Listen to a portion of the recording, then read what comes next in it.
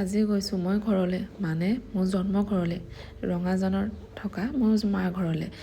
দেখিছেই নহয় কেনেদৰে যে আজি নিজেই গৈ নিজৰ ঘৰখনৰ তলা খুলিবলগীয়া অৱস্থা হ'ল। তো যিসকলে জানে তো জানেই, আৰু যিসকলে নাজানে তো সকলোবোৰ কথাটো ক'ব নোৱাৰি বাৰু একেদিনাই, তো কেতিয়াবা লাহে লাহে কৈ থাকিম। তো আজি আমাৰ ধান দাইছে, সেইবাবে মই ৰাতিপুৱাই আহিছোঁ। ইয়াতে ভাত পানী বনাই দাৱনীসকলক খাবলৈ দিম। তো এয়া দেখিছে জুবিন দাই কেনেদৰে কৈছে। ক'ৰবাত যদি কিবা এটা শেষ হয় আকৌ কোনোবাই নহয় কোনোবাই ষ্টাৰ্ট কৰিব সেইটো। ক'ৰবাত কোনোবাই যদি এৰি থৈ গুচি যায় আকৌ কোনোবাই লিড লয় বুলি পেলাই, চ' সেইটো কাৰণে লৈ আছোঁ।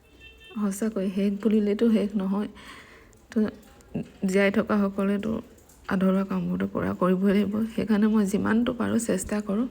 তো সেইবাবে ফৰিং বাৰু কোনে কোনে খায় পথাৰত, আমাৰ ইয়াত দাৱনীবোৰে ধান দাই আছে। আৰু মই সুধিছোঁ যে ফৰিং পাইছা নাই? আগতে আমি সৰু হৈ থাকোঁতে যে কিমান ফৰিং ওলায়, মই অৱশ্যে নাখাওঁ কিন্তু ধৰি ভাল পাওঁ।